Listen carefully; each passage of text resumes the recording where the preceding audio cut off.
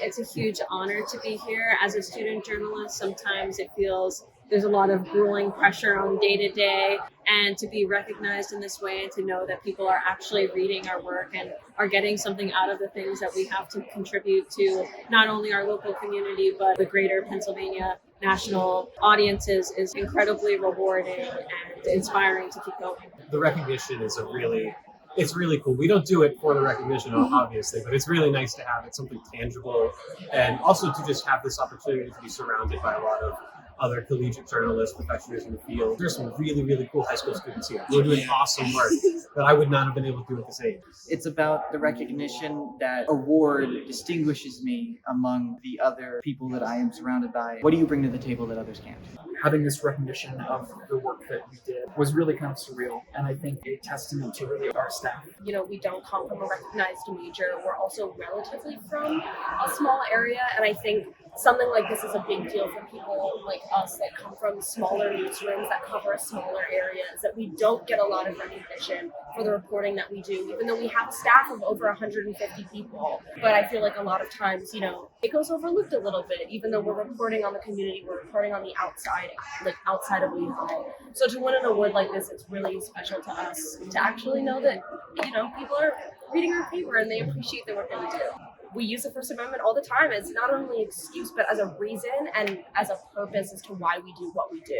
I think one thing that we think about as editorial writers is concern over the chilling effect on college campuses, people being afraid to speak out, people being afraid to come forward and speak what's on their mind or learn more about what's going on in the world. We want to lend voice to those people and tell people that they can share their voice, and we are going to empower them with their stories. We should just be doing it naturally, and I hope that we are doing that. Like you said, there's a lot of mis and disinformation out there, especially if you're going online to find your news. So being able to serve as a source for the Lehigh Valley area, to be able to say, we are a reputable place and we're going to try to get the news to you in as simple, as non-biased a way as we can. Much like being in the right place at the right time. Sometimes you get lucky and you're covering a story for something that's going to get big, or maybe you're covering a small story, but at least you care more about the individual as to the greater story and where you're going. I think first and foremost, our job in our newsroom that we talk about, on a weekly basis is that, how can we challenge the powers above?